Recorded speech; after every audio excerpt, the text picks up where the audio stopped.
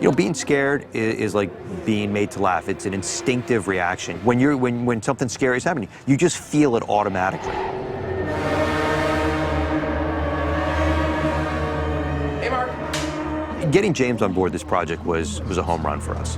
When the screenplay was ready to go out to directors, and we were putting together our list, there was one name that it was the top of everybody's list. New Line, Warner Brothers, mine, and that was James's. He was the only director that we ever went to on this movie. I wanted to do something I haven't done before, and that is basically deal into the world of, telling a biographic story. So, what are you guys? Ghost hunters, paranormal researchers. Kooks. But we prefer to be known simply as Ed and Lorraine Warren. The crucial aspect for me was the real-life inspiration of Ed and Lorraine Warren.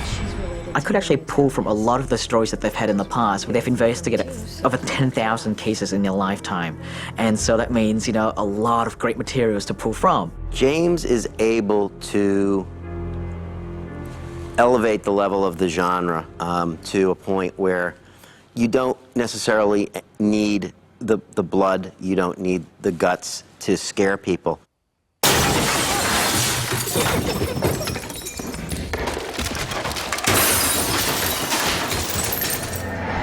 That's actually drawing her into the room, talking to her. Okay. His artistry is off the charts. You know, his visual sense, his production design sense. Y tus trailers. Visita mi canal. His eye for the camera. He gets the rhythm. It's less about making cheap scares. It's more about where do you put the camera? How do you frame it? How do you use empty spaces to build suspense with? I want it to feel very real. I always, when I create these scenes, I want to put you, the audience, in there with the family. So one of the tricks I do a lot of is if a character's walking down a hallway, I would always have the camera be behind the character, following the character down the hallway. So you're there with them, you're walking with them, and so you don't know what's in front of them. Yeah, maybe the camera picks something up.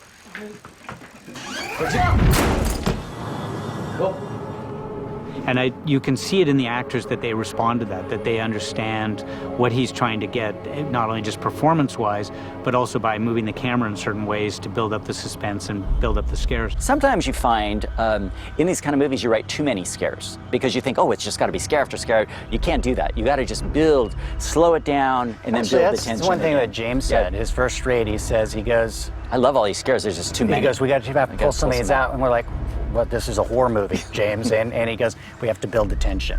We're going to build more tension between the scares. He goes, trust me. Yeah, he was spot on. My approach for the scares and the suspense sequences in this film are definitely much more grounded. I tried to put into the film, you know, things that happened to the family, you know, things that they would see, that they would experience in this house, you know, a rocking chair on its own, like a creaking door. Those are classic haunted house horror movie tropes, but there's a reason why they're there, because when they work, they're so effective. Anna? I've always said what makes scary movies work is not so much the visual, it's the sound. It's what you think you see through the sound design that is the most important thing. Come around, and that's exactly what you're doing. Cut as we go along.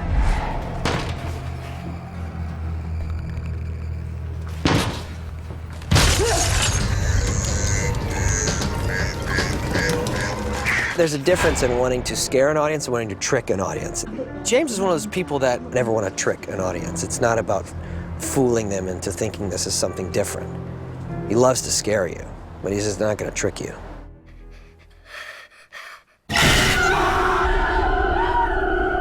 And to me, why I think the haunted house subgenre or the haunting genre is so endearing is it takes place in a world that we all understand, which is, you know, it takes place in our home. You know, what has been fantastic for me on this film, for me to realize my vision, we literally built this 2-story house inside a stage, and that was amazing. You know, just like seeing how quickly it came together, and how, you know, we would talk about and how, you know, like Julie would find ways to accommodate how I want to shoot my sequences.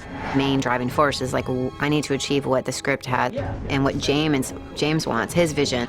We realized very much what we've been saying about how James frames a shot and what he needs out of each scene, is that doorways had to be in an exact spot to make the scare work, and hallways needed to be a certain length and a certain darkness to be able to kind of have things come out of them and make them scary.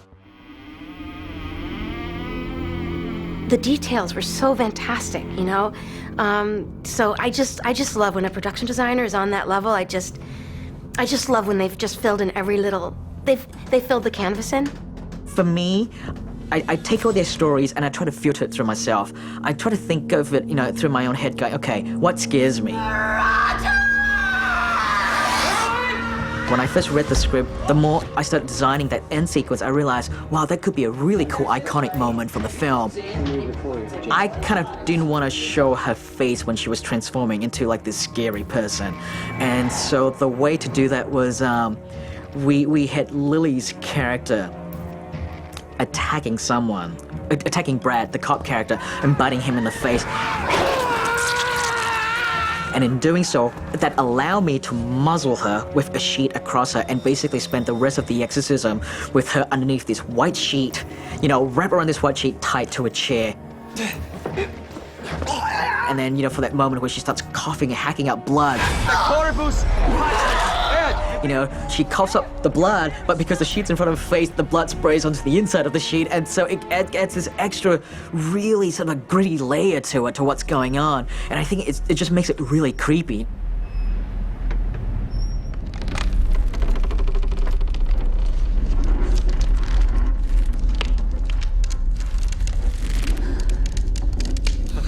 Omne phantasma, omnis legio in nomine Domine nostri Jesu. The key is to, you know, make a scary film that has a lasting impact and that affects people way after the film is over.